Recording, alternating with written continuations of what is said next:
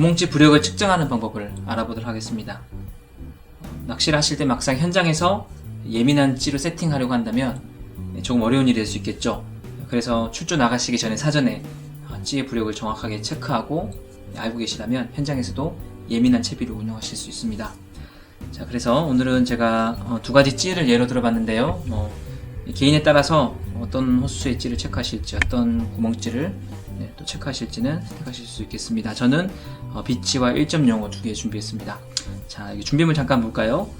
B 구멍찌 하나 골랐고요. B 수중찌, 그리고 1.05 구멍찌, 1.05 수중찌, 그리고 이 고리찌 변환채비, 이 구멍찌를 고리찌로 변환시켜주는 채비거든요. 고리찌 변환채비.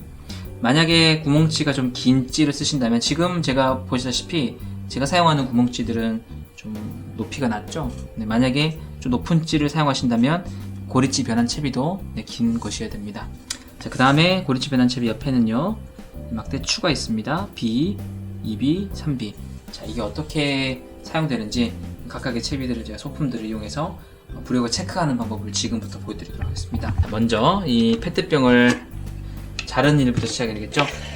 흔하게 다른 통이 없다, 길쭉한 통이면 되고요. 이게 아니라 하더라도 길쭉하게 생긴 통이면 얻는 것이면 됩니다. 물론 투명해야 되겠죠. 물속에 보여야 되니까요. 자, 자를 건데요. 너무 아래만큼 자르지 않도록 해주시는 게 좋아요. 왜냐면은 이렇게 어느 정도 깊이가 있어야 부력을 측정할 수 있으니까요. 자, 이만큼 저는 위에 잘라볼게요. 자, 칼집 먼저 내고요. 가위로 자르면 되나, 이제 그 뒤로는. 자, 칼로, 칼집으로. 이렇게 쭉 자르셔가지고,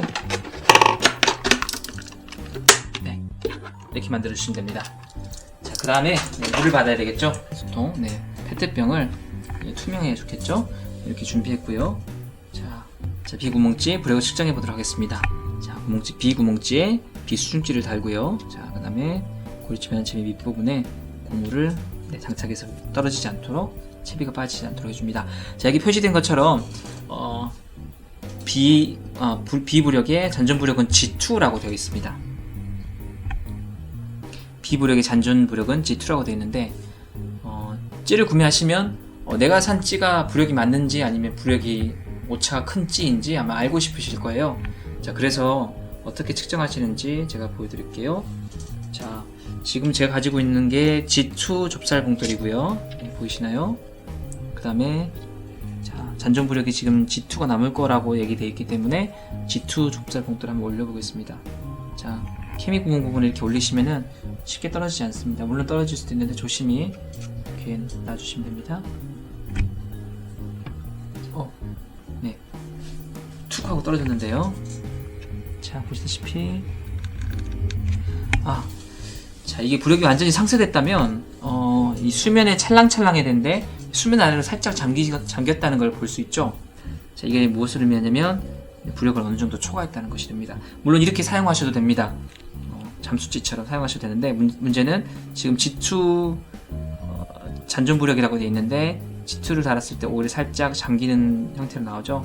그래서 부력이 상쇄됐다기보다는 부력이 초과됐다고 볼 수 있습니다. 그럼 G2보다 더 가벼운 좁쌀 봉돌을 써야 된다는 뜻이 되는데요. G2 말고 G4를 한번 준비해 보겠습니다. 더 작은 좁쌀 봉돌을 이렇게 달았을 때 과연 어떻게 되는지 한번 볼까요? 자, 이번엔 어떤 차이가 있는지 보이시나요?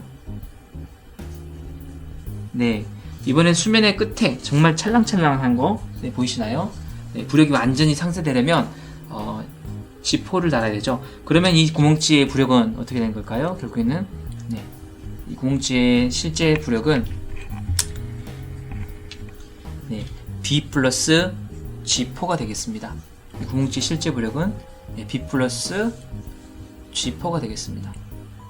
자, 만약에 이 찌를 좀 더 예민하게 수면 아래 조금 잠기게 하고 싶으시다면 G2 봉돌을 다신다면 살짝 잠수된 수면 아래 살짝 잠긴 채로 채비를 운영하실 수 있겠습니다. 자, 1호찌 한번 이제 해보도록 하겠습니다. 자, 1호찌 준비했고요. 아까처럼 고리찌 변환 채비에 삽입하면 됩니다. 삽입해 주시고, 수중찌 삽입해 주시고, 밑에 고무 채우는 거 잊지 마시고요. 고무를 치웠습니다. 자, 이제 빠지지 않겠죠? 지금 이 찌는 부력이 표기되지는 않았지만, 잔존 부력이 표기되지는 않았지만, B 정도의 잔존 부력을 가지고 있는 구멍찌입니다. 자, 그러면 먼저 한번 이렇게 넣어볼게요. 많이 뜨죠? 자, 잔존 부력이 B 정도 된다고 했으니까, 막대추 B를 이 고리치 변환채비 케미 구멍 부분에 한번 넣어보겠습니다. 자, 어떻게 됐나요? 네, 보시다시피 수면 끝에 구멍지가 살짝 나와 있는 거 보이시나요? 네, 예민하게 세팅이 되었다는 얘기겠죠? 자, 다시 한번 빼볼게요. 차이가 나는지. 네, 살짝 더 올라오게 되죠? 자, B를 넣으면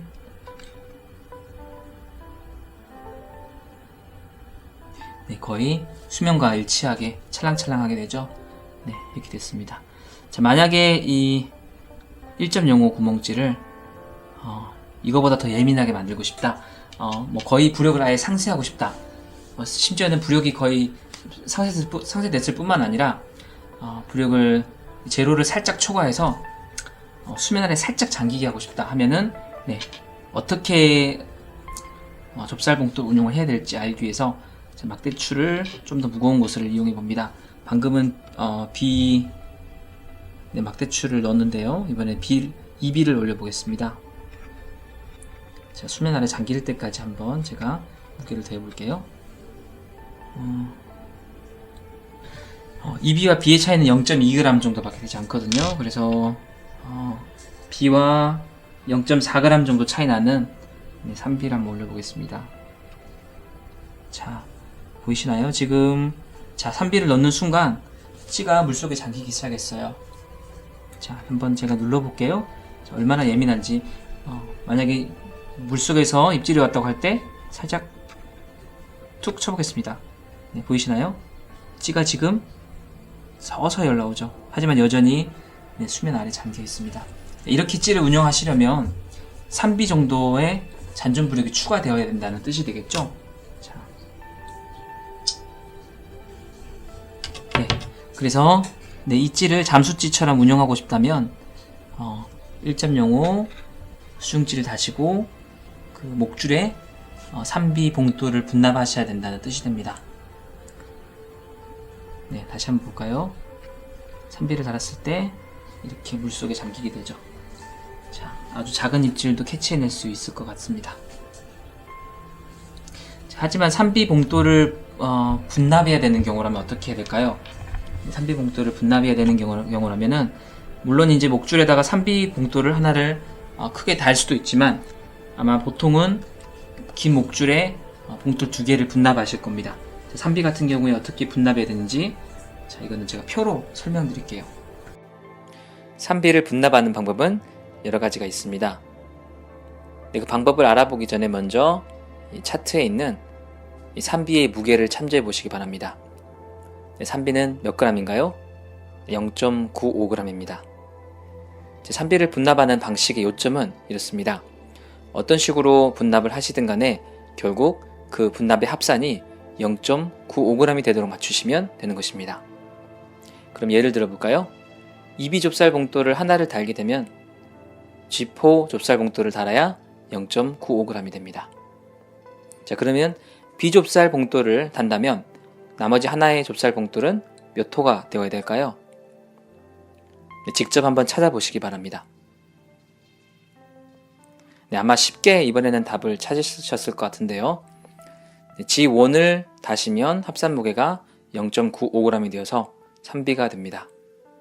네, 이런 방식으로 계산을 하시면 분납을 2개 혹은 3개 그 이상으로 하신다고 하더라도 헷갈리지 않고 잘 하실 수 있습니다. 네, 저 같은 경우에는 이 부력 차트를 핸드폰에 다운받아서 필요할 때 종종 참고하기도 합니다.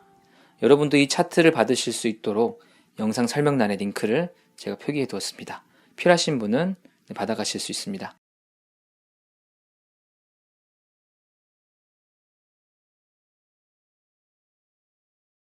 지금 제가 쓰는 구멍찌는 좀 짧은 편인데요.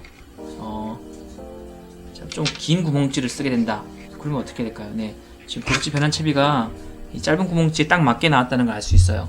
이게 중 사이즈거든요. 자, 길이를 한번 봐드릴게요. 이 길이가 지금 6cm입니다. 네. 구멍집 끝부터 수중치 밑에까지 6cm 이렇게 나오는데요. 만약 이거보다 긴 구멍지를 사용하신다면 이 고리치 변환채비가 더 길어져야 된다는 뜻이 되겠죠. 만약에 좀 더 긴 구멍지를 사용하신다면 이 고리치 변환채비는 맞지 않기 때문에 좀 더 긴 사이즈의 고리치 변환채비를 사용하셔야 부력 측정을 하실 수 있습니다.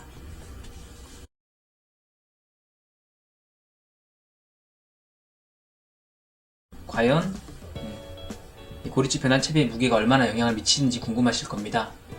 자, 그래서 제가 이 고리치 변환채비의 무게가 얼마나 되는지 보여드릴게요.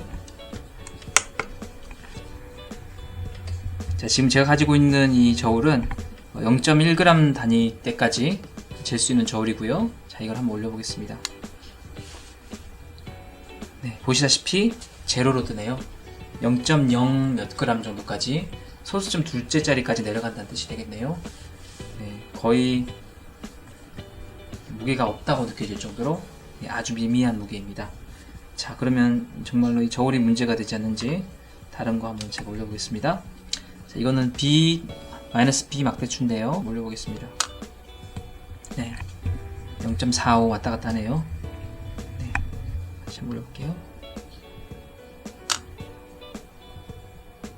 네, 0.5g 살짝 더 나오고 있는데요. 자, 잡힙니다. 아무튼요. 자, 그래서 제가 사용하는 이 고리치 변환채비, 부력을 측정할 때 아무래도 지금 좀 커 보이죠? 아무래도 좀 커 보이죠? 그래서 이제 이 변환채비가 과연 부력 측정의 무게에 부력에 영향을 미치지 않는가라는 의문을 가지실 수도 있는데 무시해도 될 만한 수준이라는 것을 이해할 수 있습니다.